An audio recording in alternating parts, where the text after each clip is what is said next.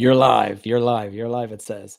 So, guys, welcome. You're back with me for my weekly property investor live stream. And in this week's one, I'm going to be covering a number of the news headlines that are out in the last few weeks. Like in the last few days, there's been loads of news, but actually, if you go back over the last week or so, there's just been continuous kind of news about lots of different things that are going to impact the property market. So, I'm going to be covering all of that. As usual, I'm live streaming on 3 platforms. So I'm on TikTok here, Instagram here, and YouTube here. And I have a school community, SKOOL. If you guys check my social media following, you'll see links to that. If you join in there, I always prioritize questions that have been asked of me during the week. And so if you have any questions that you'd really love me to cover, certainly you should go into the school community, become a member, and when you're a member, you ask the question, I will be bringing it in here. But anyway, if you do ask a question, if you drop it into the comments, I will definitely be answering questions that I see in the comments. But if anyone wanted a specific question to be covered, I will go to the school community first, check that out. And so also we're on YouTube here. Each of these calls is recorded, and so it will be available for playback. So you guys should definitely check out the YouTube channel. Gavin J. Gallagher is where you'll find that. So last week we were talking about the immigration levels at 17 a 17-year high. And so we have over 100,000 people coming into this country every single year, or plus 100,000 people coming into this country every single year for the last 3 consecutive years. And this was the first year that in 17 years that it got to the level that it did. And the last time we are now in second place as to where the highest ever recorded immigration into the country was. And that was in, I think it was April 2007, when 109,000 people, that was the net immigration into the country. We're currently at 98,000. So believe it or not, we're still 10,000 away from the boom times, but it's still pretty high. And if you consider back then, there was more houses than we needed. Today, there is this massive shortage.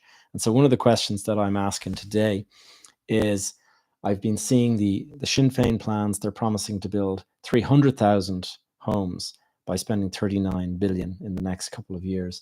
And will that actually fix the housing crisis that we're in? That's one of the questions that I want to deal with today. It's not necessarily going to fix it.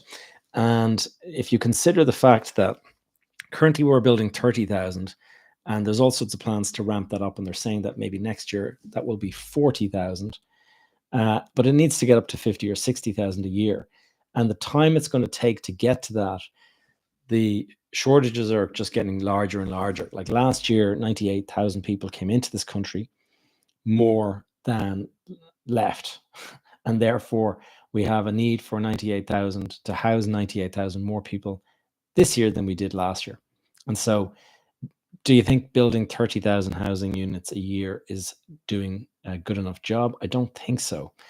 But I don't think it's anyone's fault necessarily. I think we're in this really difficult situation to fix because so many people in the boom, the bust of 2008, so many people moved abroad that there isn't the capacity in the construction sector any longer to actually build the level of housing that we need. So anyway, this is what we're going to get into.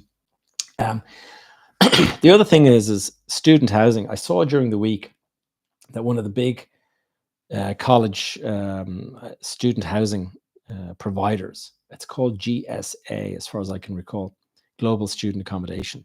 And they have been complaining about the plans that the government have introduced. And what the government are doing is they're putting this law basically against the student accommodation providers that will not allow them to force students to sign a 51-week lease. You know the way it works. And I'm sure there's a lot of students listening. What do you guys think about this? I'm curious to know. But the way it works traditionally is that students will start in September. They'll get themselves accommodation. and they will pay their accommodation through till, we'll say, May or June, when they do their exams, and then they're finished for the summer. And off they go. Maybe they'll travel, maybe they'll get a job somewhere, whatever it might be. Maybe they'll go back home. But for the month of June, July, August, those 3 months, we'll say, or maybe it's 2.5 months with exams or whatever, but those 2.5 months, traditionally, they didn't have to pay rent. These student accommodation providers want them to pay rent for those 2.5 months, so that the student accommodation providers don't have to go and have a void for 2.5 months, number one. But number two, and I know this because I was involved in student housing for a while, usually what the student accommodation providers will do is they will go and make contact with, we'll say, a language school. So you'll have either French, teenagers coming over, or Spanish teenagers coming over, and they'll spend a couple of weeks, maybe a month, in Dublin learning to speak English, and they'll be staying in the student accommodation during the summer months. And that's a good way for it to, for them to basically cover the voids during those summer months. But this company, GSA, is complaining that, we don't want to have to do that. We would much prefer just to get rent for those 2.5 months. So what do you guys think? I feel it's a bit rich, given, that this is the way it's always been.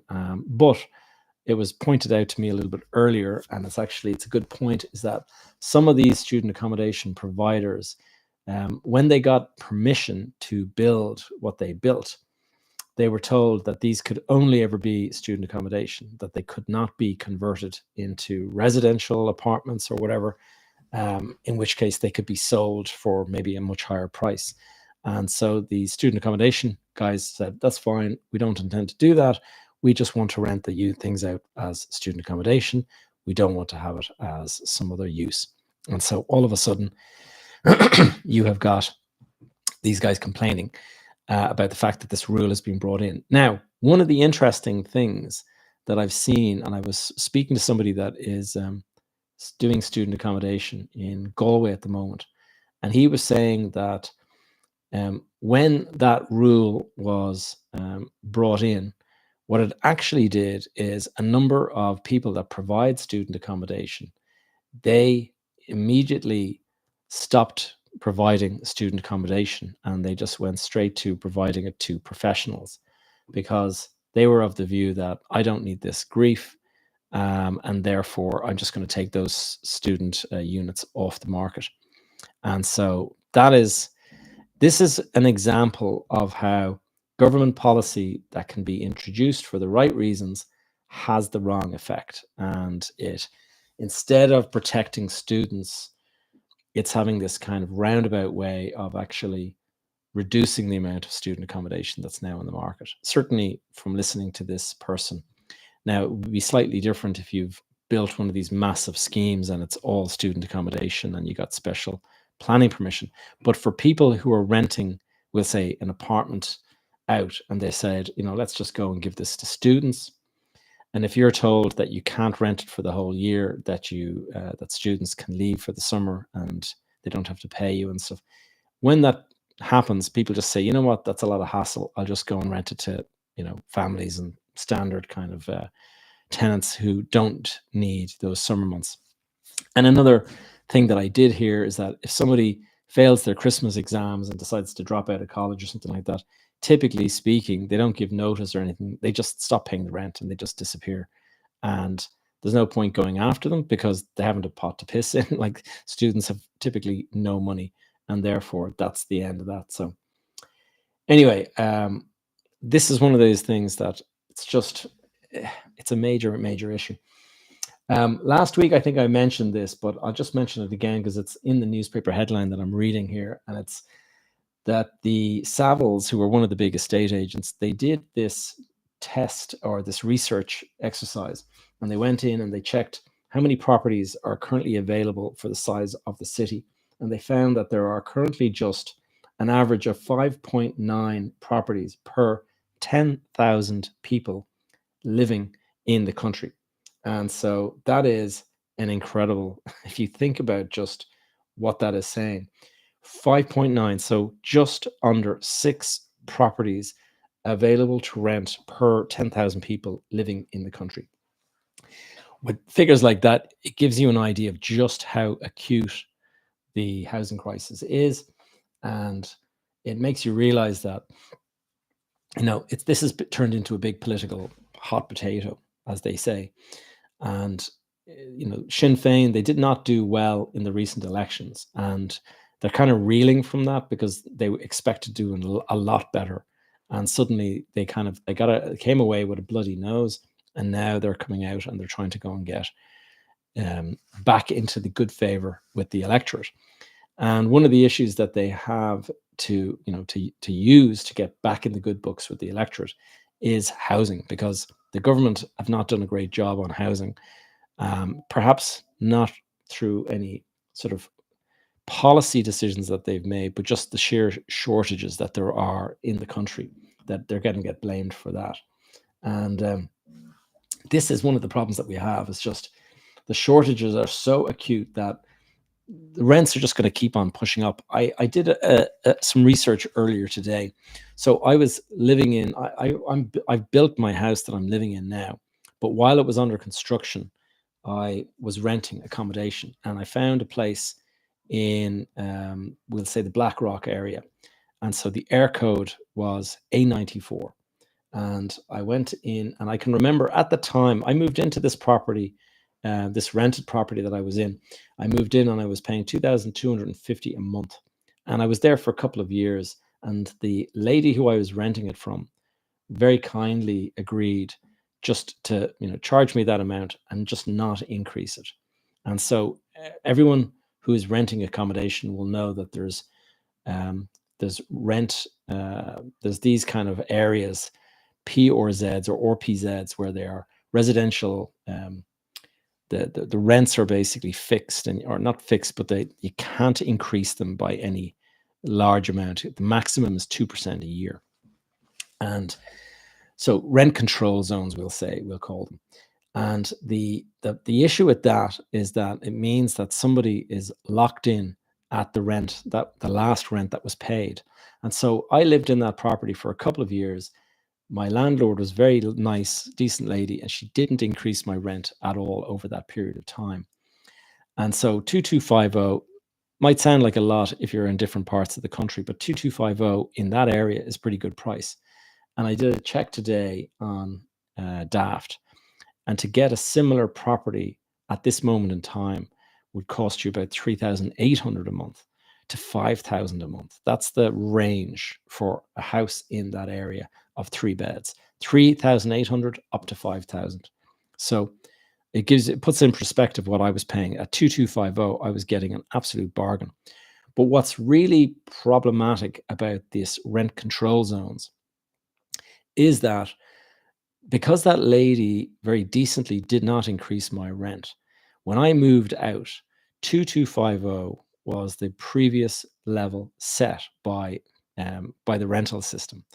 And so when she tries to increase her rent, like if the house next door is getting 3,800 a month, and I just moved out paying 2,250, you would think as a landlord, the first thing that you would do is go, oh, next door is getting 3.8. Geez, that's great. I'll increase my rent to 3.8. You can't do that. You can only increase it by 2% above the 2250 that I was paying. And so naturally enough, through no fault of, through her own fault, the decency of this lady, because she decided not to charge me, she is now fixed at that lower rent, and the market around her, rent pressure zones. Yeah. Thank you very much, Lisa, for saving me there. I was racking my brain. What's it called again? So anyway, this rent pressure zone, or this is the area that you cannot increase above 2%. And because she didn't do it, now there was this question earlier on in my mastermind group that we were talking about, and it was like, well, surely after 5 or 6 years there can be a catch up, and you would just say, well, I didn't increase the rent for 5 or 6 years, and therefore I'll be able to do 2% compounded for 5 or 6 years to catch up to the market where I should be. No, that's not the way it works. You are fixed at the 2250. 2% increase on that is whatever it is. It's an extra €80 or €50, whatever it is. And that's where she's stuck now. So if you put the house on the market for sale, it is going to be compared. If it's being bought by an investor, it's going to be compared by the one next door. And so if you're looking at two houses, we'll say I was living in a semi-detached house.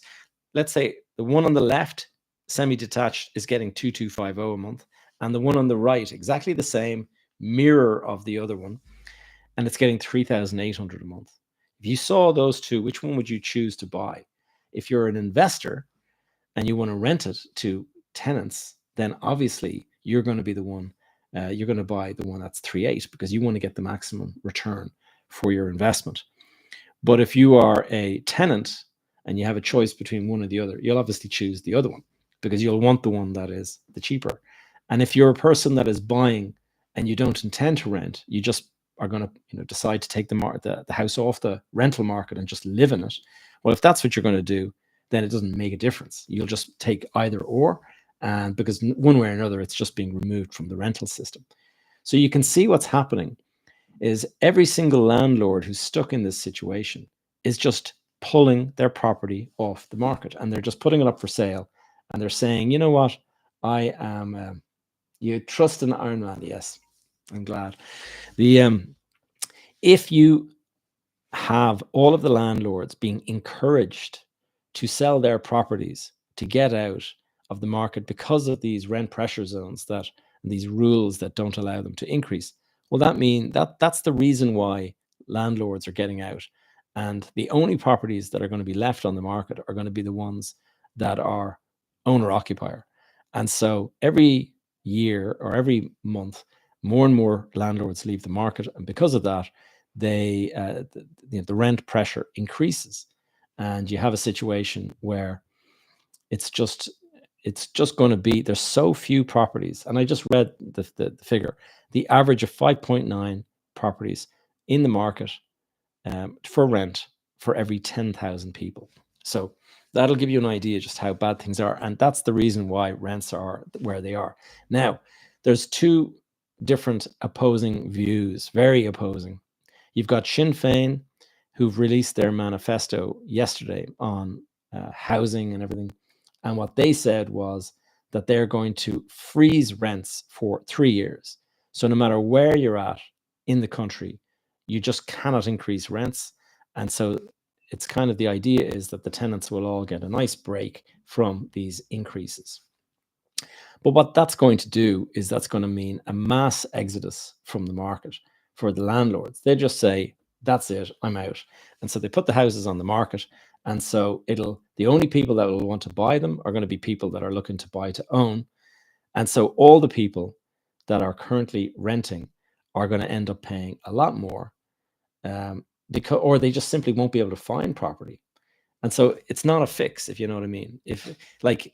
This is another example of a policy being created for one reason, but having the complete opposite and negative effect on the other hand.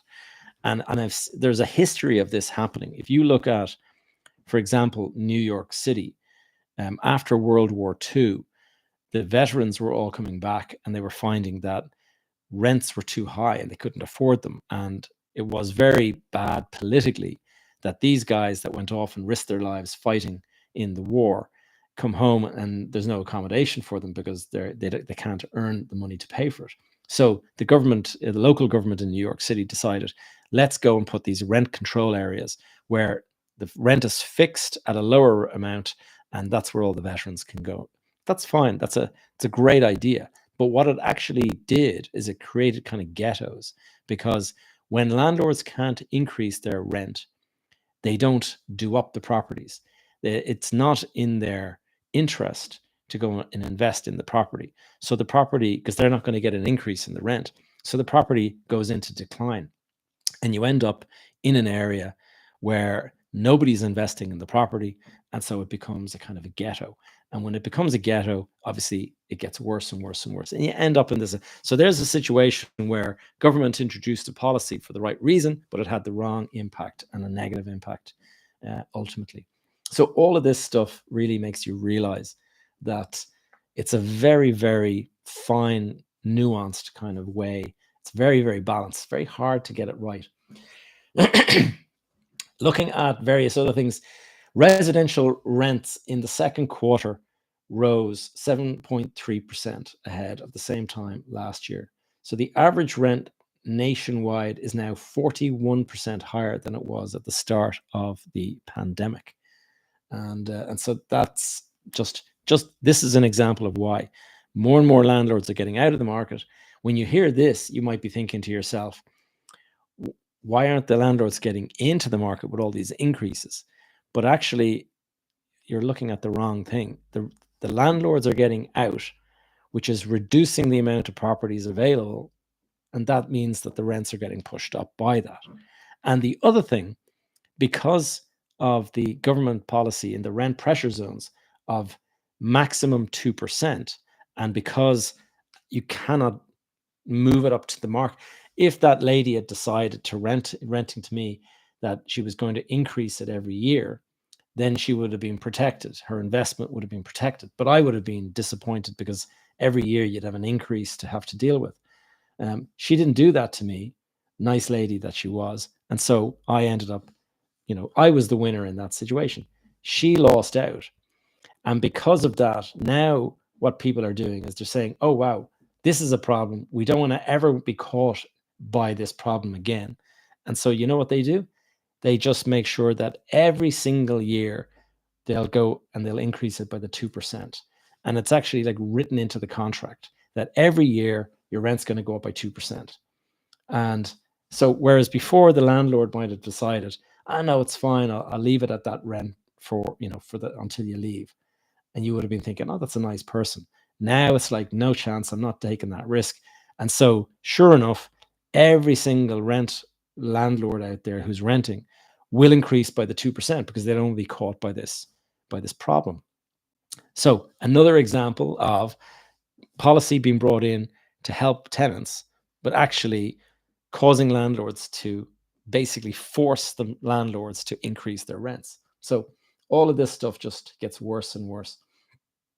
Anyway, the ECB, this is something for those of you who are thinking about getting a mortgage. Now, I did a poll on my Instagram during the week, and I asked, are you getting a mortgage? And I was amazed at the response level. There was something like 100 people responded yes, and about 60 people responded no. So about 160 people on the poll. That's a very decent level of response.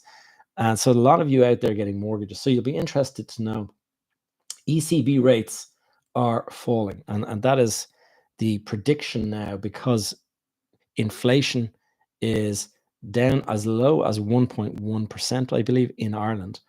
And it's lower in Germany and Spain and the various large economies in Europe.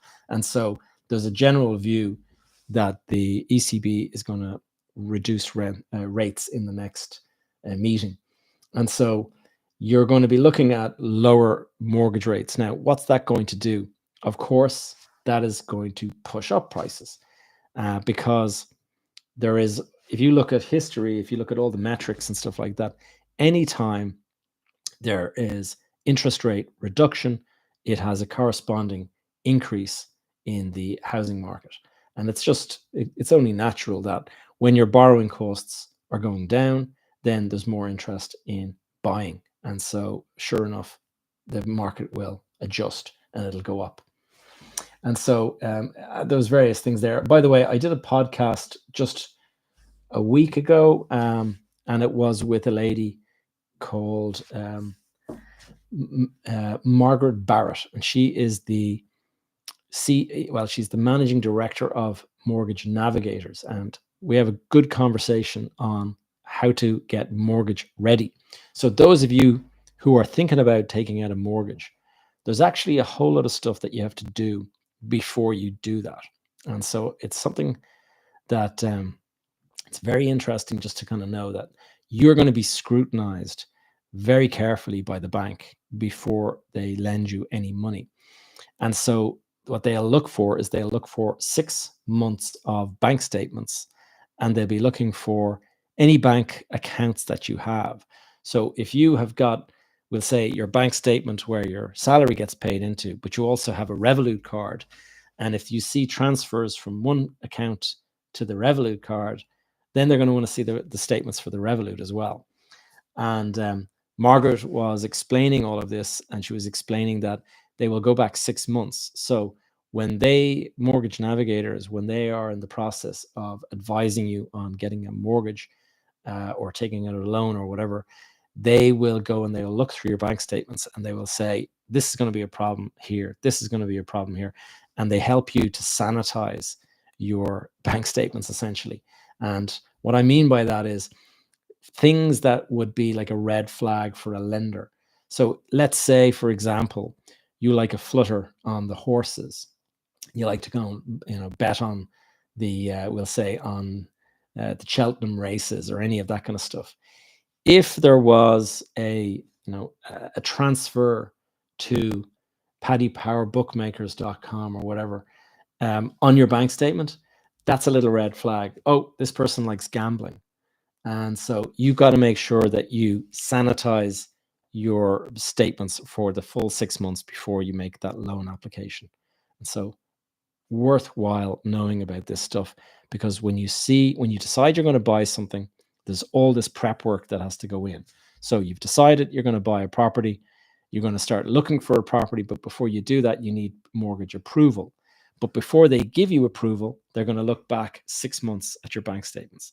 So before you seek approval, you're going to have to clean up your bank accounts for 6 months. So that means 6 months of work before approval. And then when you've got approval, you got to go out and you've actually got to go and look for the property. And at the moment, that is just a nightmare trying to get a property in this market.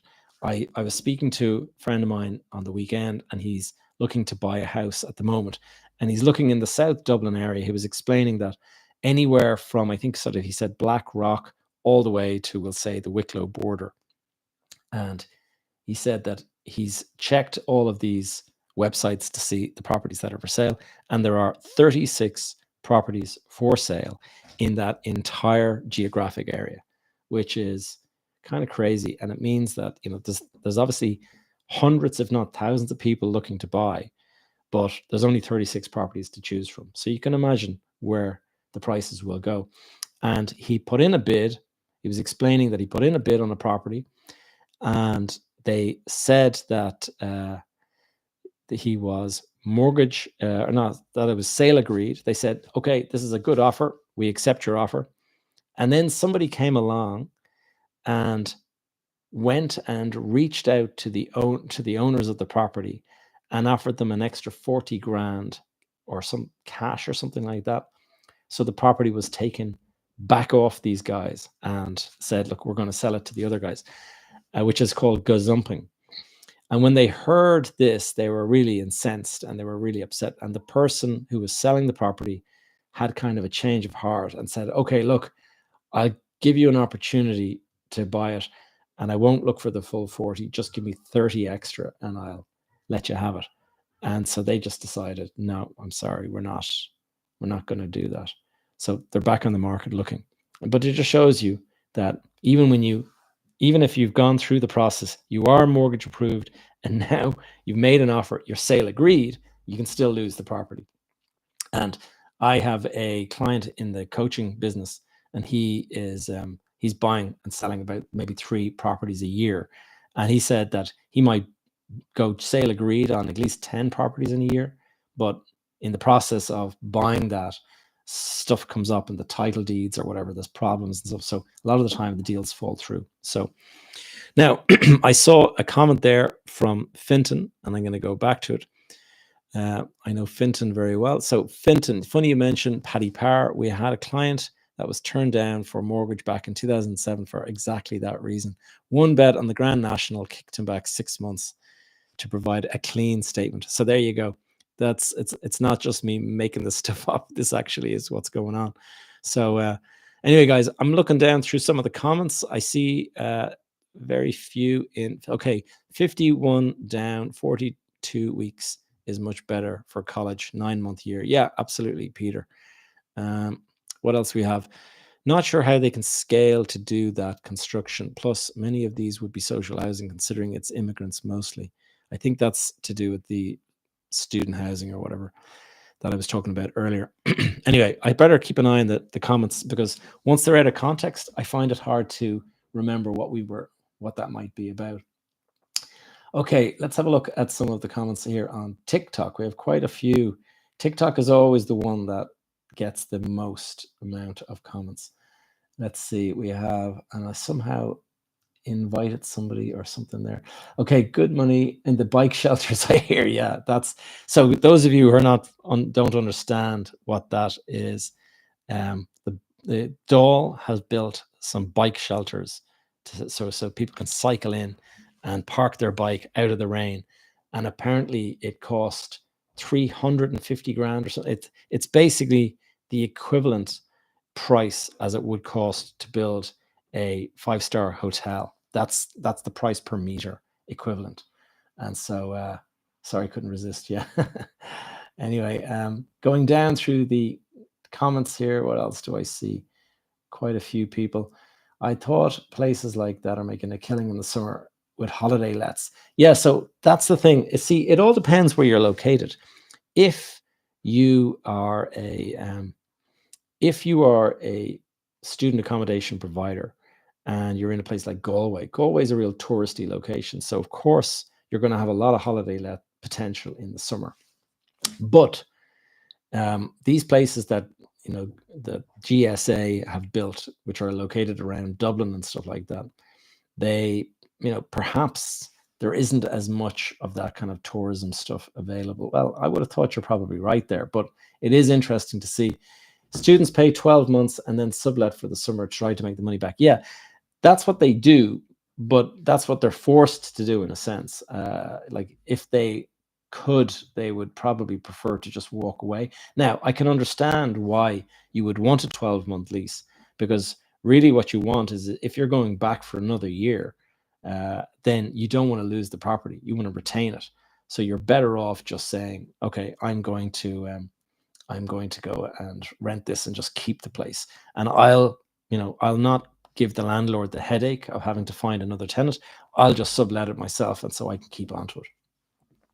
UK company Brava Capital repurposed student accommodation, impacting Sligo immensely. Yeah, this is what happens. And so you can see how government policy that's introduced to try to create one effect actually has this complete opposite effect. And so it's a dangerous thing to introduce policy. Hey, Gavin, could you please share your thoughts about investing in a buy-to-let in Dundalk? So I have quite a few friends in Dundalk. Dundalk has a big university there. Well, it used to be called the Dundalk RTC, I think it was, but the Dundalk Institute. So big area, lots and lots of students. There's also a lot of big companies there. So I would have thought a buy-to-let in Dundalk will be easy. One of the things that, if you're doing a buy-to-let, one of the probably ways to make more money, although it can be a little bit more hassle, is to have it as a HMO. And a HMO means that you're renting it on a room by room basis rather than the whole house.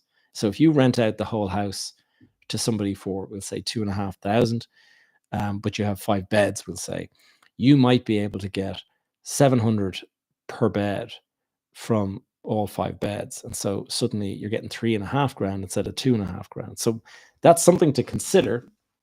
It is more work though. So it's not something to do if you're looking for kind of a passive role as a landlord.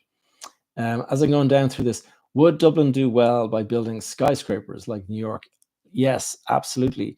But there is a big, so I could go down this whole rabbit hole around skyscrapers. The reality, like, I've always been fascinated by skyscrapers.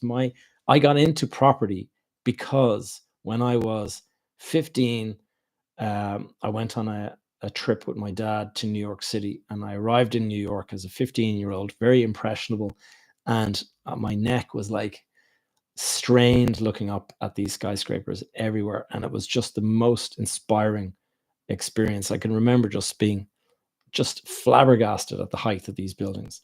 and they're not even as tall back then as they are today. Like today, they're making them 50 stories higher than they were back then. But it was really, really inspiring. And so I came back and I was obsessed with the idea of building skyscrapers and things like that. And so I got into property for that reason. But New York, like Dublin, if they were to build skyscrapers, it would be a big answer towards it. Now, the problem is, and it's just been said here, we have terrible infrastructure. If you're going to build things like a skyscraper, you need to have a really, really good transport system at the ground floor, because so many people live in those buildings and they all come out in one go, like peak. They're all coming down the elevator and they all walk out the front door. And if they want to jump on a bus and there's a bus standing outside, like that bus will be full straight away, and there would need to be a second bus right behind it. We have, I run the business park East Point, and in the mornings we have people coming into work, and we have a bus service that we put on to collect people from the Lewis and the Dart. And when the Lewis or the Dart pulls up, people disembark, and our shuttle is full, standing room only, the moment they get off the thing. And so that's what it would be like with skyscrapers. And so you can see why in places like London it works, because you've got a whole kind of integrated transport system. You've got the tube underground system, you've got the buses, you can jump in a taxi cab, you've got cycling superhighways there and all that kind of stuff. So it's a nice city to walk around. I lived in London for a bit. It's really kind of easy to get around, and there's a thing called a City Mapper app. I'm sure a lot of you may be familiar with it, but when I was living there, I used to just put the location where I'm going and I would put where I am. And I guess probably Google can do it now, Google Maps, but at the time it was pretty new, and it would tell you, walk to this bus stop, jump on this bus stop, jump on this tube, jump on, and it would tell you like within minutes, like how long it will take you to get there. That's what we need in our transport system, a lot more connectivity. And then you could do big skyscrapers that would like massively house huge numbers of people. Now, the other thing that's going against skyscrapers is there is this, there's this kind of view that Dublin is a medieval city, if you consider the Georgian areas and stuff. And what they don't want is for those areas to be, they would call it destroyed, by having this backdrop of skyscrapers towering up above them. And so what they want is to keep the areas around those Georgian squares and stuff like Marion Square, Fitzwilliam Square, and Stephen's Green and stuff. They want to keep those areas low rise so that the character of them isn't destroyed by skyscrapers. Now, would it be destroyed by a skyscraper, seeing the skyscraper in the distance? Maybe it would, but like London is dealing with this, and I think they've done a pretty good job in London of dealing with this. So I think it's just old habits die hard. Like this, for years and years, we had a city where you only built two, your up and down standard house, semi-D, and it just spreads out further and further and further out into the countryside and never build up at all.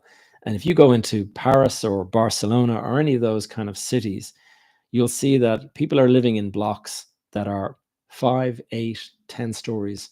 And it's just everything is all the same. And so it doesn't feel, very high. And so I think that's something that we should be now. Finally, we've adopted that, where people can build apartment buildings of 8 stories. But the problem is it's only coming in now. We should have been doing this for the last 50 years, in which case we would have the kind of capacity that we need. But we should be investing in our transport system so you can get around much, much more. Fintan, we are one of the landlords caught in the rent pressure zone. Current level is 55% below market. Wow. At that rate, it's better to leave it vacant and sit on a rising market for capital gain or an exit, or Airbnb. Well, I understand Airbnb is not even allowed in certain parts of the rent pressure zones, but maybe you're allowed to do it for so many days of the year or something like that, but it's very minimal. But what I'm seeing is that in order to exit that problem that Fintan's talking about there, is You just leave the property vacant for 2 years, and after 2 years, then you can go to the open market rent. And so it means that the property is off the market, and 2 years later, you can get your 3,000 or 4,000 a month instead of 2 years of collecting this lower amount. So anyway, a lot to be said for it. Jamie is a new listener from Cork to the podcast. Really great having the property info relative to Ireland from someone who wants to start off an investment property journey. Welcome, Jamie. So it's by the way, guys, those of you, and I know, Fintan, you're in Dubai. It's absolutely miserable. It's pissing rain outside my windows here. So yeah, I'd say I feel kind of envious of you over in Dubai at the moment. Thanks for that. Would you advise having an estate agent dealing with the tenants?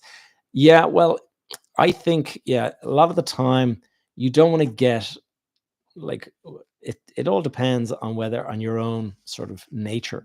A lot of people can't help themselves. They're just nice people, and they get friendly with the tenant, and it's like, oh, how's it going, and all that. And the problem with that is that once you become friendly, then it's like, oh, listen, I'm stuck. Like, I'm really short this month. Is there any chance I could pay you next month? When you become friendly with your tenant, it's very hard to say no to that. Whereas if it's an estate agent going in, it's like, sorry, like I'll ask the landlord, but I doubt it, And so it's easy just to say, no chance. Like, I have a mortgage to pay. And so I think probably worth your while. And if you do it, you have to pay them. I think it's usually like 10% of the rental income or whatever. So there is a cost to it, but it does remove a lot of the hassle. One of the things, I've seen this before, is that when you get an estate agent, you got to make sure that there's some ground rules there, because what I've seen in the past is that the estate agent, they want to fix, if there's a problem, they'll fix it very quickly, but they won't always do it in the most cost-effective way that you might if it's your property. So one of my clients has a couple of properties, and the estate agent looks after it all for him. But he has this rule that anything below, I think he said anything below 300 to fix, he said you can just go ahead and do it. But if it's above 300, I'd like to be notified before you go ahead. So he got a call from a tenant, and the tenant said the shower is broken. And so the estate agent rang up a plumber. Will you go in and fix the shower?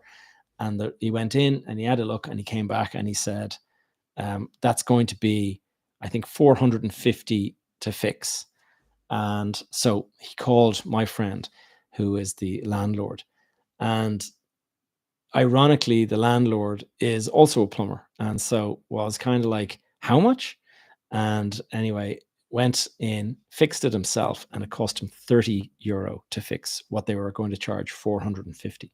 And that estate agent, kind of clueless, would have gone ahead with that if he hadn't had the ground rules established. So you do need to be careful not to get caught by that kind of thing, because they're just, dealing with multiple tickets, and they're kind of like saying, okay, fix the shower, fix this, fix that. They're probably dealing with 10 clients. And so they're just going to kind of power through it. Whereas you would look for the best possible. I have a special complex case to do with land. It's been in probate for longer than a decade. Is there a max limit to how long probate can go on? Surely not indefinitely. Jason, I have no clue, but I would have thought you're right. It doesn't sound normal at all. There has to be a reason that it's tied up for that long. Like I have a relative who whose father died, and he died and did not leave a will, and so that made it quite complicated. When you die, intestate is what it's called, when you don't have a will. And so the courts have to decide on the allocation of the deceased person's assets. And so that took a bit longer than normal. If it was just a normal case, it would be in and out, and in a couple of weeks. Like, I know it's maybe 6 months would be kind of the longest that I've heard. maybe a year if you die. If somebody was to die intestate, I think it might be like a year. But I know somebody who bought a property recently, and it was a probate sale, and they were waiting. The agreement was all done, money was there, ready to go, and all that, and I was just waiting for probate to issue. And I think we were waiting like 3 or 4 months or something like that, and then it came out. And so that's another one there.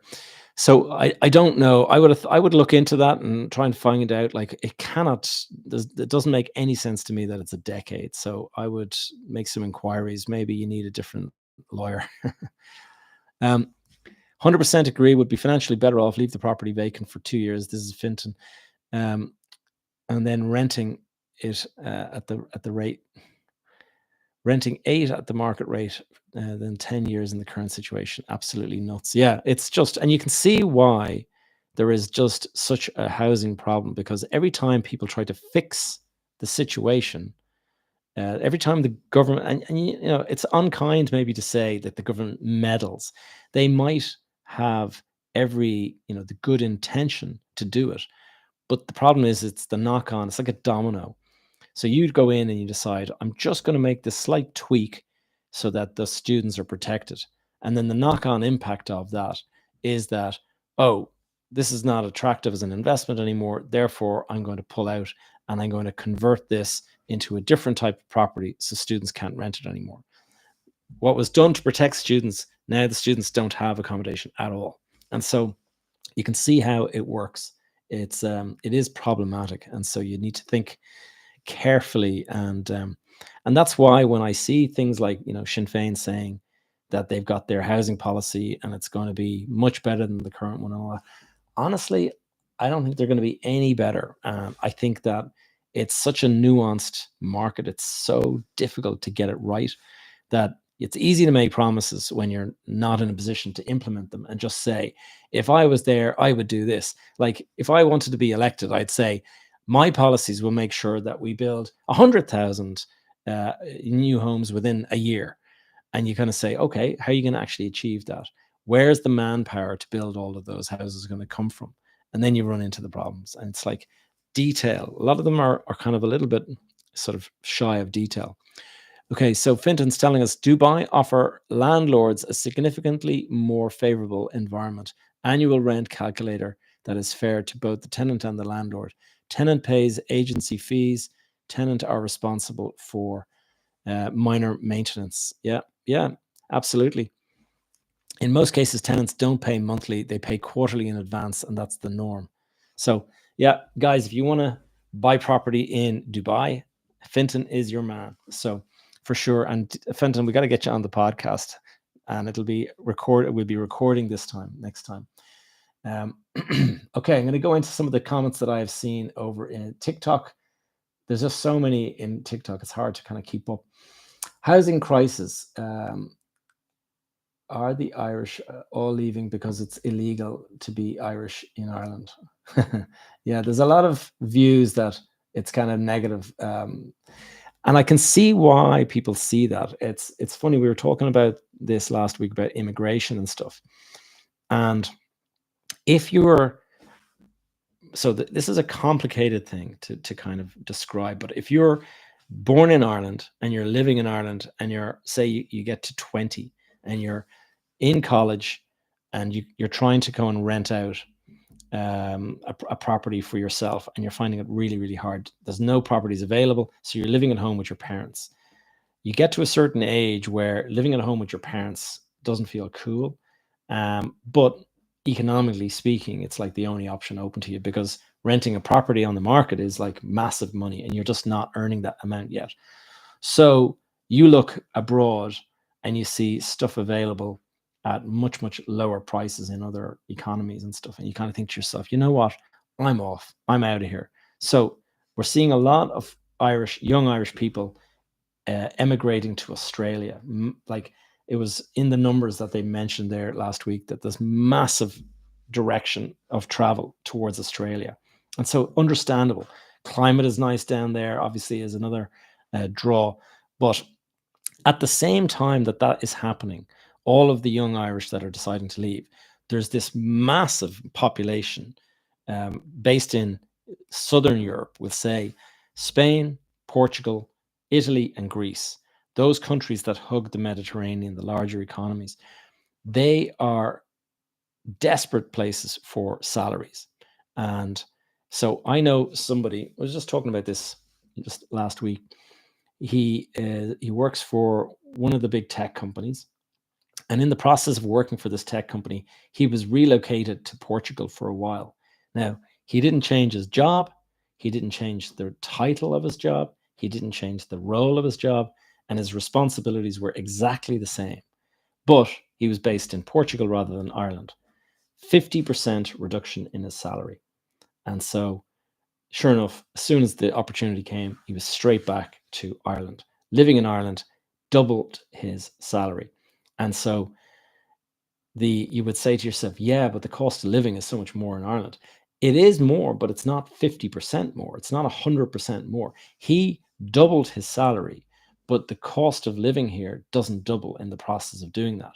So think about all of the populations of Spain, Portugal, Italy, and Greece, all looking at Ireland as a place where they can, A, have double their salary, and so they're going to be doing a lot better. But B, they will also pick up English, and English is a massive advantage in the world of business, because English is the language of business. And therefore, if you go and live in a place where you're using English and improving it every day, you're just making yourself even more valuable to potential employers. So in Ireland, your job prospects become even more. So this is what's happening. The young Irish that are leaving college and stuff like that are deciding, I'm off to Australia. But all of the Southern Europeans are all coming in. Now, of course, on top of that, you've got a lot of people from outside of Europe as well. And you've got the refugee crisis and all that kind of stuff. That, of course, has contributed to it.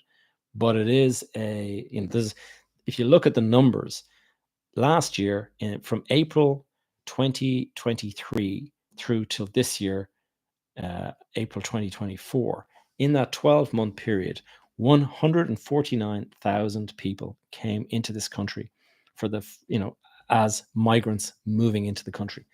And of that number, I think only about 40,000 left, all going to Australia by the sounds of it. But the 40,000 that left, 140,000 came in. So the net figure is up. We were up about 100,000 people in just 1 year. And in that 1 year, we built 34,000 houses. So how many people are going to move into the 34,000 houses? That's a good question. But I'm pretty sure it's not 100,000.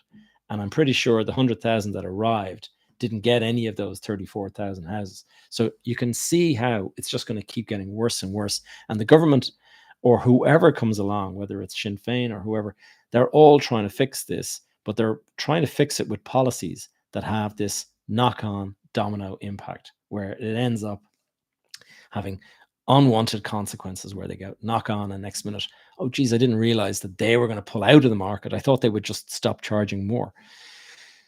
Anyway, let's go on to the next question that I see here. It's been in, this is Jason talking about, it's been in probate because of family feud. Okay, well, probate, it doesn't sound like, the thing is for the probate office is like a government entity, and they just deal with the paperwork when it's been submitted. If there's a family feud, then that's kind of like outside of that office. And so it might just simply be that somebody is being problematic or something like that. Somebody is disagreeing. This happens a lot, by the way. And I've actually been asked advice by people saying that, such and such a person inherited a house, and they haven't a clue, and they're only going to go and sell it for cheap, and it should have been left to me. And you can see how this bitterness kind of can be created. But then there's various other reasons. One of the reasons I advise you all, if you're getting into building wealth or assets or anything like that, study the tax system to try to understand the savings that can be created, because there's all sorts of schemes that are very, very interesting. And like most people would be completely oblivious, But there's a big, huge law firm in Dublin called Arthur Cox, and they have got all of their art on display in their lobby when you walk in. And I understand from listening to somebody talking about it that they're all Francis Bacon paintings. And Francis Bacon is a very famous artist, and so these paintings are probably worth several million. And you kind of think to yourself, wow, isn't that an asset? When that if you buy if you buy that kind of art, that's very valuable. If you buy, say you pay $1 million for that, and in the process of holding that, it goes up in value, and it's worth 10 million a few years later, and you decide to sell it, well, you'll pay 35% capital gains tax on that. And so if you made a 10 million profit, that's 3.5 million tax. But by putting it on display in their lobby, that has moved the artwork from being from being an asset to being on public display, and so it moves into exempt for the purpose of capital gains. And so you can see how these guys obviously got some good advice, and they're saying if you want to protect your assets, buy all this art, put it on the outside, and there'd be no tax on it. And there's various other things. The reason I brought that up is because we're talking about this potential family feuds and things like that. If you have a farm, and I've heard of this particular case as well, you have a farm and you decide that you've got 4 kids and you're going to leave it to all 4 kids equally. And that sounds like the best way to ensure that there isn't any feud or anyone feeling upset that they got left out or whatever. And let's say this farm is worth $1 million or something like that. And you say, I'm not getting into any rows. Everyone's going to get a third or a quarter, and that's it. Sounds like the best way to fix it. Now, the problem is that when you inherit that, you have to pay tax up to a certain amount and whatever it is. And so one of the ways that you can actually reduce your tax is you get the farm and you go, and if one of the children will say, is actually genuinely interested in farming, if they keep farming the land and then it gets passed on to the next generation as a working farm to a working farmer, then the value of the property is dropped by 90%, and you only pay inheritance tax on the 10% value of the farm. And so it means that you've just reduced about 350 grand of tax by doing that. Now, you obviously have to figure out a way to balance, because only one of them is going to get it. And so the others are going to have to be compensated for that if you want to keep everyone happy. But you've just saved 350 grand of tax. So if there's other assets, maybe you can make it up that way. But it just shows you how just understanding a little bit about tax can create massive savings. And that's one of the reasons why people set up companies and all that kind of stuff. When they want to buy a property, they set up a company, and that way you can offset some of your expenses and things like that. Anyway, we'll move on. Jason, the best thing to do is probably speak to some sort of a legal advisor. I would imagine they might be able to help guide you, because it's not really the forum to jump into all those details. Minimum, yes. So Sandra is going to just confirm what I said there about the way it works in Portugal. Minimum wage in Portugal is €820.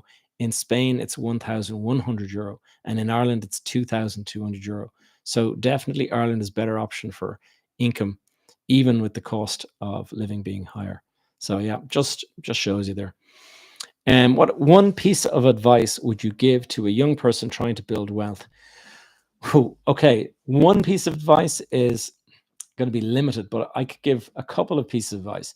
Number one is, and it's not all going to be about actually what you invest in and stuff.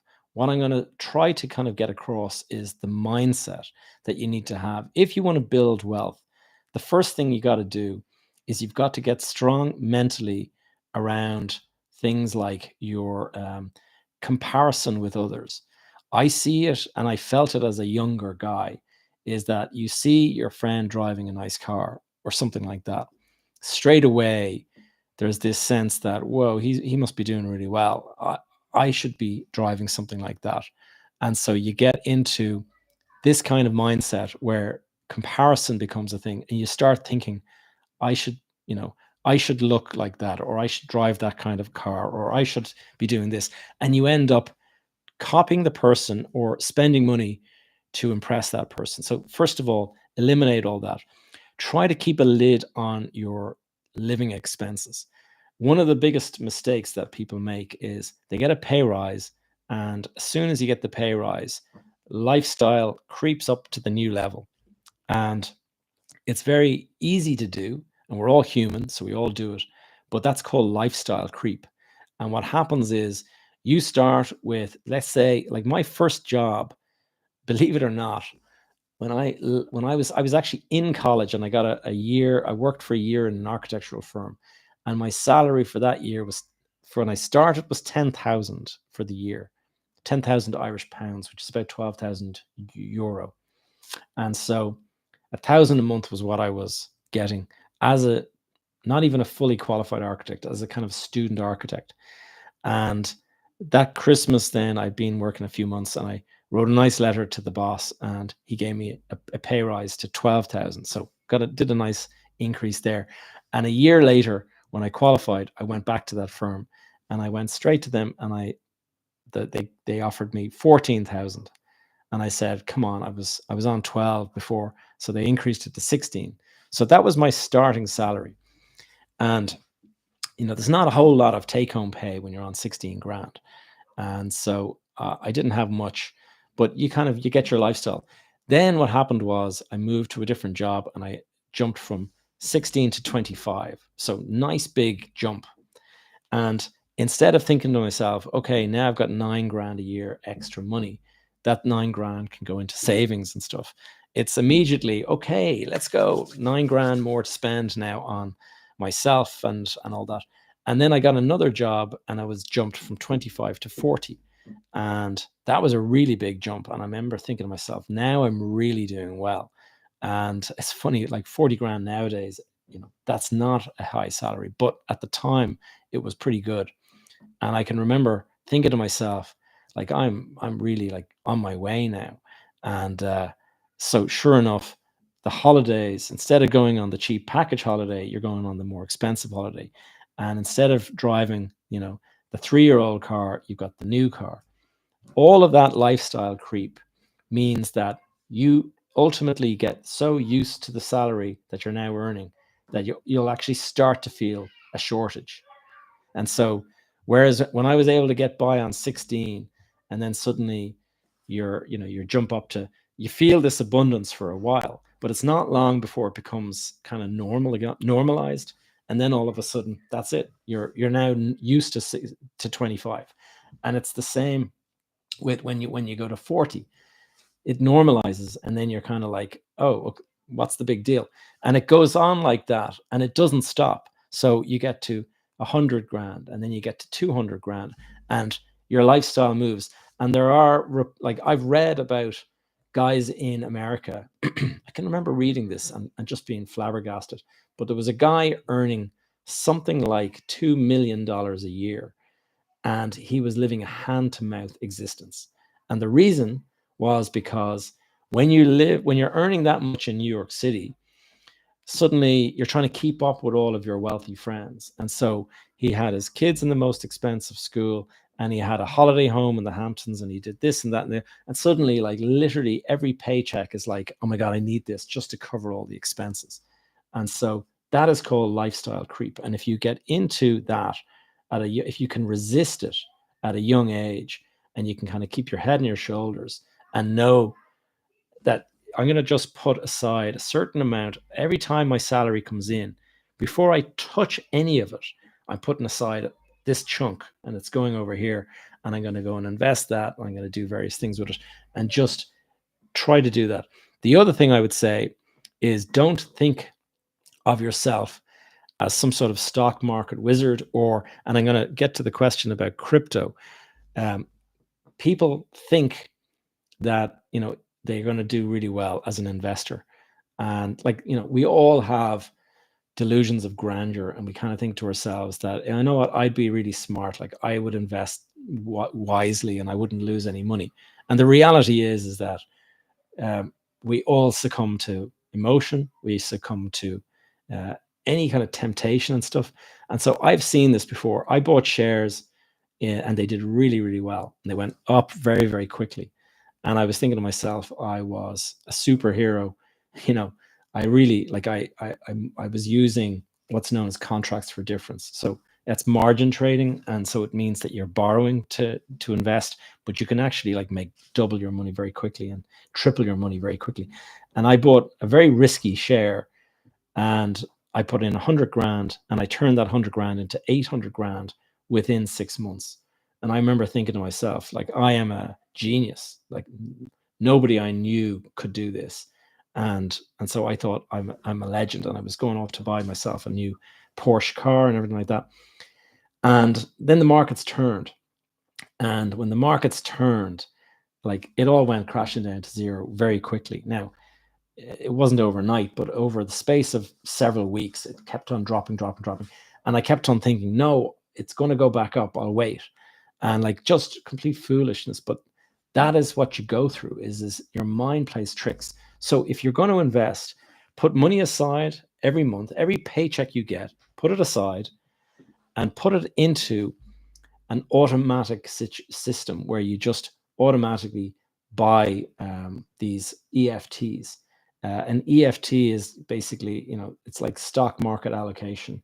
It's an average of stocks, we'll say in the Nasdaq or in the FTSE in the UK or whatever. And by just doing that, you're just taking an average. You're not getting your emotions involved. If you're going to get your emotions, I've seen it where you buy a share and then you hear, oh my God, that was a terrible day in the market. And you'll be selling the share the next day because you want to get out. And then you'll take a loss because of commissions and all that kind of stuff. And you end up with half of what you started with. Whereas if you just dollar cost average and just keep giving these guys the money for years, it does compound over time and you end up with a really nice nest egg. And that happened to me. I put money into a pension and then I kind of forgot that I had it. And I went abroad and I spent like 10 years living abroad.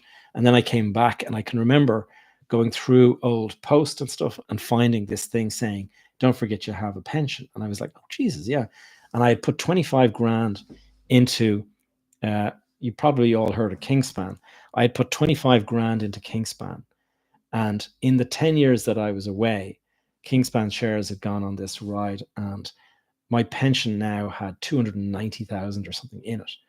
25 up to 290. Now, if I had been involved in the day-to-day decision making on that, I would have said 25 up to 50 grand. Whoa, I've made 50 grand. And I would have sold out. But because I wasn't involved in the decision making, it just kept on going.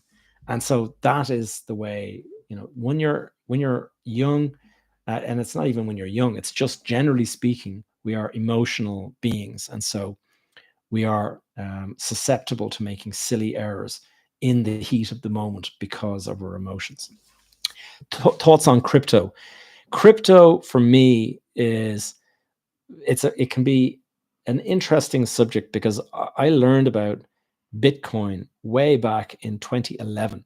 I had a friend who was into all that stuff really, really early, and we got an opportunity to buy into Bitcoin at $92 per Bitcoin. And I can remember him offering me in this, and I didn't even know what crypto was. It wasn't common knowledge at the time. And he was saying, yeah, no, this is the digital currency, this and that. So we said, look, let's go and put some money into it. And so 92 euro per Bitcoin is what it was when he told me about it. And we said, let's invest. And then when we went to go and actually put money into this account, the Bitcoin was now 140. So in the space of less than a week, it shot from 92 to 140. And in my opinion at the time, it was like, what? It's effectively doubled, or it's effectively added 50% in a week. I was like, sure, look, we've missed the boat. There's no point in us investing in that. And so didn't bother again after that. And then a year later, we're talking and he's like, guys, you should have invested. It's now $1,000. And we're like, oh man, but you're not going to invest because you could have got it at 90 and now it's 1,000 and you don't know it's going to go on to 70,000. So you're not aware. And so it's very, very easy to get just emotional about these things. And you just make these kind of, it's called cognitive bias. And anything that when your mind makes these shortcuts, and the shortcuts are because it's just the way our DNA works. Our brain is made to take shortcuts because it means less expenditure of energy, and it just means less mistakes will be made and stuff. And so I'll ask you a hypothetical question. If you had two properties and you bought both of them for 100,000, so you have two properties, both cost you 100, and over the space of a couple of years, one went up in value and one went down in value. And we'll say after 4 years, I come to you and I say, okay, you got to go and sell one of those properties. Which ones are you going to sell? And you look at your portfolio, and the one you bought for 100 is now worth 300. And the other one that you bought for 100 is now worth 70. And I say, you got to sell one. Which one is it going to be? So most of you will probably say that you would sell the one for 300 because you can take a nice profit, and hopefully you will recover. The 70 will go back to 100 or whatever. That's what most people will say.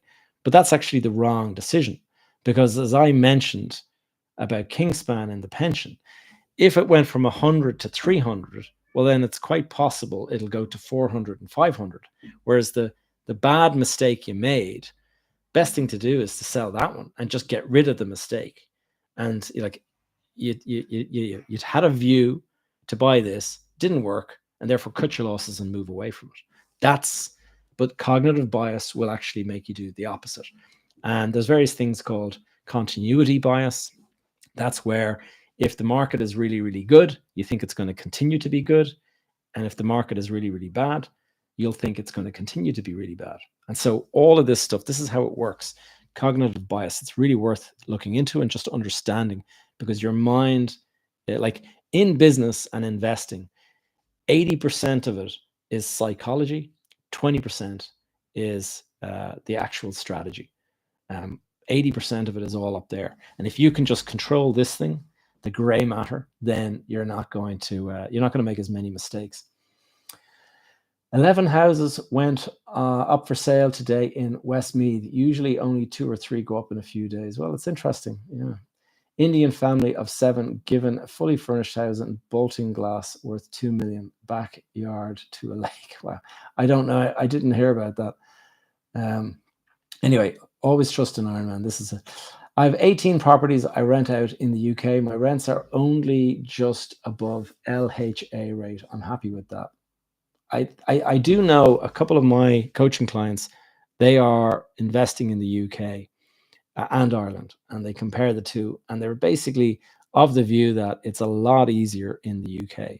You do have some negative aspects to it insofar as, well, first of all, the interest rates obviously shot up there quicker than they did here, and so they were paying higher rates and stuff. But also, if you are based in Ireland, we'll say, and you're investing in the UK, then you've got the currency fluctuations that you have to think about as well. So it means that, you buy your property for 100 grand in the UK and it goes up to 120, and you're thinking, great.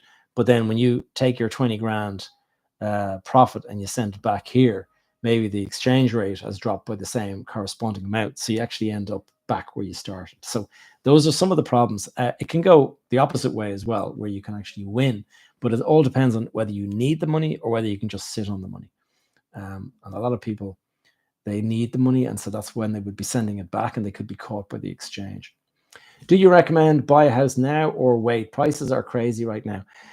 Yes, they're crazy, and I think they're going to continue to be crazy. That's my honest opinion. I think for all of the reasons that I've been explaining, it is just, the market is just, there's just so many people trying to buy and so few properties for sale and so little supply coming on stream that what can happen other than prices continue to rise. So if you're thinking about buying for yourself to move into, and it's your home that you're going to keep for many, many years, then I wouldn't delay. I would move quickly. But if it's to rent out, then there's a lot of sort of negative aspects to renting at the moment, like the rent pressure zone we've been talking about this evening and all that. There's a lot of different things that are kind of contrary to you thinking it's a good investment.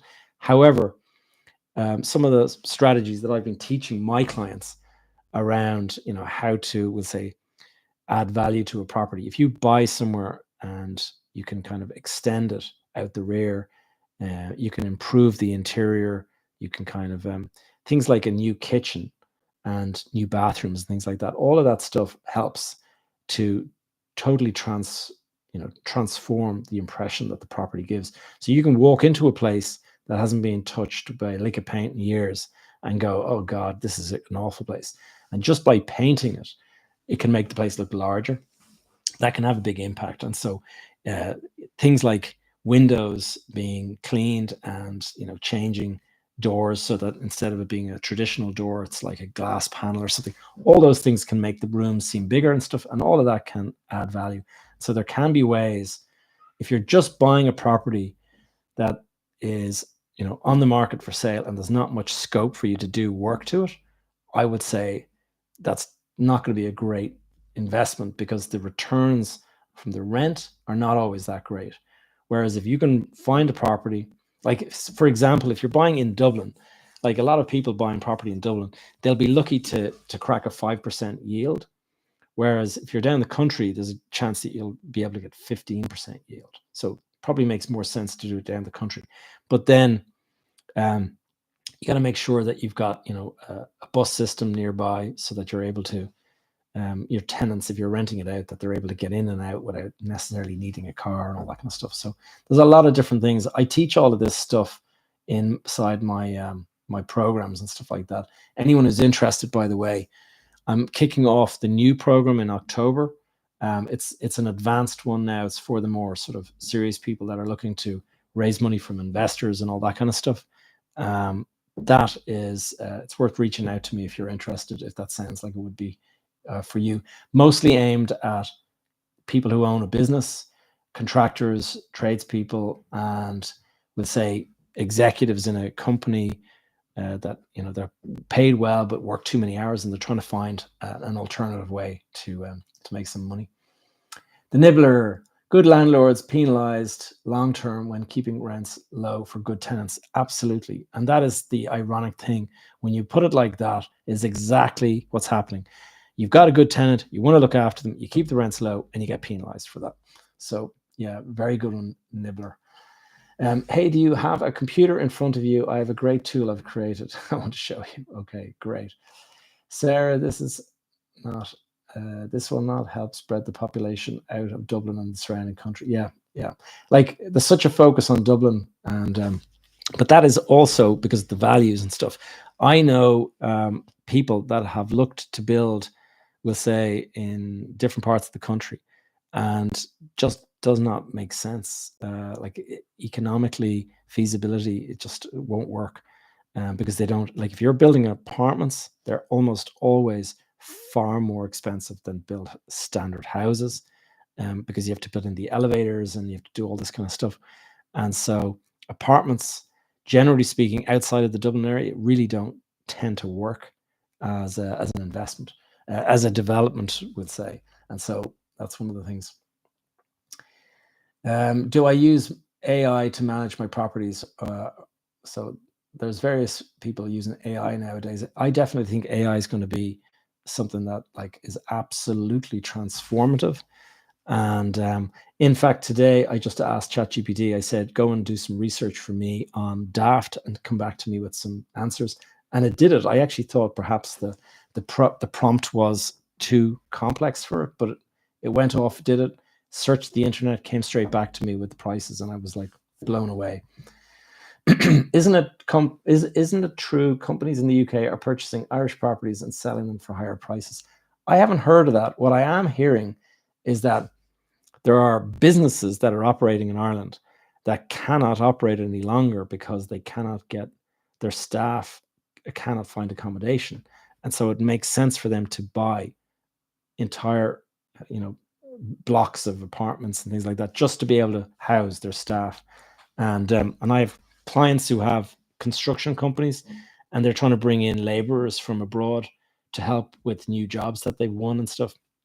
And the big problem is that the laborers all know that there's no accommodation in Ireland. So if they arrive, they'll be living in a tent somewhere. And so they say to the guy, if you get us accommodation, we'll come. So he's gone off and he's bought a place and, rent it out, basically give accommodation to his staff. And so I can see that happening a lot more, but I don't know about UK companies doing that. In terms of thoughts on crypto, I'll just go back to the question because I don't think I finished it. I looked at Bitcoin back when it was 92, and then all these other ones came along, and I think they're all trying to, just cash in on the fact that crypto was hot at the time. And then, of course, there was NFTs and there's all of this and there's the blockchain and stuff. And as all of these things, anytime there's new technology, the technology could be transformative and it could be something that you should definitely get in on. But you also have to be aware of there's a thing called the hype curve. And what happens is when technology starts, it shoots up and everyone's like adopting it and thinking about it and saying this is the next best thing, and all the money pours into it. And you're seeing that in this, you saw that in .com when .com, everyone piled into .com, couldn't get enough of it fast enough. Suddenly it crashed. And then when it crashed, it dropped down way, way too low and then took years to come back. But what actually happened was that hype curve, it didn't live up to expectations, dropped back down, but the original reason that it actually went shooting up was still there. And so it slowly comes back. And so the way to do it is not to get caught up in the hype curve, but to, look at the underlying technology and sort of say, yes. So get into, the likes of Bitcoin, Ethereum, both of those I think are transformative. But the amount of people that were doing like stable coins and all this kind of stuff, and they ended up all going wallop and people lost their shirts, but not before they all thought they were rich. I understand there is psychotherapists now that are providing services to these people that lost all their money in crypto because, and I've experienced losing a lot of money as well. It's very painful. You think that you're made and then suddenly the rug gets pulled out from under you. So I know people that, put money into crypto and they're up 80 grand in the space of a couple of days, and they're thinking to themselves that they're legends, and that 80 goes up to 200 and suddenly I'm worth 200 grand. Like, oh wow. So what do? They go and they buy themselves a nice car and they do all these bits and pieces, and then suddenly the thing crashes down to zero and you're sitting on a car that is going to be worth half of what you paid for it very quickly because cars depreciate. But you felt wealthy when you bought it, but now that all the money is gone, you're suddenly regretting the purchase and you're saying to yourself, why didn't I just sell it? And why didn't I just get out and put it into a stable asset that could actually make me money? So very hard to figure with crypto. If you're going to invest in crypto, I would say invest money that you're okay with losing and that you don't need, and then let it ride. Like put it in and just let it sit there, and maybe it'll be a Bitcoin and it'll be something that goes up and up and up. But remember that you put it in as something that you are not afraid to lose. And so that's a way to look at it. If you wanted to, like going back to my story of having crypto at the age, like in 2011, at 92, had I bought it at 92, do the calculations. I was going to buy 4,000 euros worth of Bitcoin at 92 euro per Bitcoin. Today, whatever the price is, it's like I would have millions in Bitcoin value if I had bought. Theoretically, I would. But we all know the way it works. You go and buy something at 92, and if that went to 920, I've 10x to my money. Would you keep something after 10xing your money? Or would you think, no, this is going to go 10x again, and then it's going to go 10x again? Most people would not believe that to be possible. And so you would never hold on to it for that long. And so all you're going to do is you're going to go buy it for 92, and at 400, you'd be thinking, I'm a genius. I just made all this money. And you bail out. And then you watch in horror as it keeps on going up. And so if you buy something and you're kind of saying, you know what, I'm just going to buy this. I'm just going to keep it. And I don't give a shit whether it loses value or whether it disappears, but I want to see what happens to it. And that could go on to, a millions. But then do you need it? Like, do you want to kind of risk your millions now that it's there? Or should you cash out? Like, if it's gone from 92 up to 70,000, why do you think it's going to stop? Maybe it'll go on to 500,000, as people seem to think. Or maybe suddenly it'll all go crashing to zero. And it has gone crashing to zero. Well, not to zero, but people who bought at 70,000 back in 2021 or during COVID or whatever, people paid 70,000 for Bitcoin, and it fell back to, I think it was 16,000 was the price that it fell back to. So those people were looking at serious losses. And so, but then it's bounced back. So you might say, oh, that's great. But if you bought at 70 and it went down to 16, were you able to hold on? Were you just going to keep it at 16? Or were you going to say to yourself, Jesus, I got to get out before I got to keep some of my money? So maybe you would have gotten out at 30 or 40. And then it went down to 16 and you felt like you were right to get out at 30 or 40. But then all of a sudden it bounces back and you've missed the boat.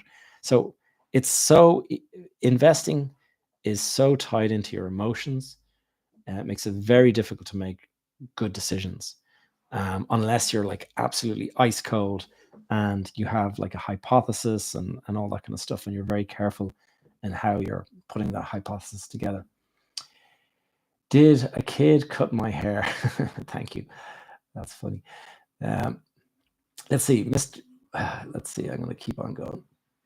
Should we invest money in this country when there's a financial disaster around the corner? It's funny, I'm hearing different things about a financial disaster. That will be, you got to be careful with what you read. There's a lot of people that like to believe the conspiracies and stuff. I spoke to a guy a while back, and he'd been interested in joining my coaching program. And we were chatting about it, and he was like, yeah, no, I'm definitely on for it, but I'm just going to wait for the big reset. And I was like, run that by me again. And he goes, yeah, the big reset. And I was like, what do you mean? And he goes, for the election, like Biden is going to cancel something, so the entire economy will collapse and values will all drop to zero. And then I'll go and I'll join your course when I've made all my money. And I was just like, okay, sure, if that's what you want to do, no problem. But like, to me, that just sounds like complete, garbage. But like, everyone's entitled to their opinion, and maybe he'll turn out to be right. But certainly, I won't be changing my strategy, my investing strategy, to take into account the big reset. And maybe I'm wrong to do that, but I really do think that things but that could again be continuity bias. Like, I think that things will continue to go on as they are. But like, how do people see around these corners and believe like that this is what's going to happen? Tax on EFTs is massive, 42%. Is it really worth to invest in? Well, look, I'm just saying what I'm getting at is less about the particular investment and more about the fact that when you invest, if you're emotionally involved in the decision whether to buy or sell and all that, a lot of the time the emotion guides you, and so you'll make mistakes. You'll read some negative bit of news, you'll be like, oh my god, I got to get out. And all of this stuff happens. Like, if you're trading and you're used to this and you're doing day trading, that's one thing. But I see a lot of people make mistakes doing that and they end up losing a load of money. Thanks for your advice, Gavin. Are you planning on appearing as a guest on any podcasts in the near future? I've been a guest multiple times. If you go into my website, gavinjgallagher.com, I have a page called Media, or like tab called Media. If you click on that, all of my previous podcast appearances are there, and you can listen to hours of me just chatting about that kind of stuff, if that's what you want. Bitcoin may go up, Bitcoin may go down, but never buy as it's musical chairs. Well, the thing is people will take the view that if they buy on the lows and sell on the highs, then they're doing great. But the problem is that it's not much of a strategy. It's more gambling. Like, if you go and you could bet on, two flies crawling up a wall as well. And so it's really, investing in property, I find to be something that I understand property. I can touch it. I can feel it. I can rent it to people. Those people need the property. They have to pay me a rent. I can leverage using a mortgage. There's all these things kind of going for property. Of course, like it's not perfect, but compared to an asset that is the value is exclusively based on other people simply buying it from you, that you can't actually do anything with it. Like you can't print it off and like have legal tender. You can't eat it. You can't wear it. You can't drive it. It's like crypto from that point of view is not a great investment. I definitely think anyone who is investing should have a portfolio that is diversified across multiple assets. And I think crypto has a place in there, but I don't think it has like a large chunk of your portfolio. I think it would have, or maybe a large chunk of it could be Bitcoin, but I would only be dabbling like very small amounts on the other stuff, which maybe they'll blow up and you can make some nice money on it. But I would be putting money in the same way as I would be buying a lottery ticket. I'd be like, yes, I'm putting a few quid in and it's gone before I know it. What about Northern Ireland for investing in property? I'm not familiar with it, but I know somebody that bought something and it seemed very, very cheap. And he explained to me that what he had bought, it was a commercial shopping center.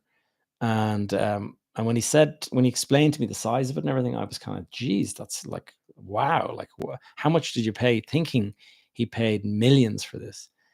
And it was nothing like it. It was like, I can't remember the exact price, but maybe 1.3 million or something like that. And I remember thinking to myself, my God, you've got the bargain of a century. And I met him recently and we were chatting about it.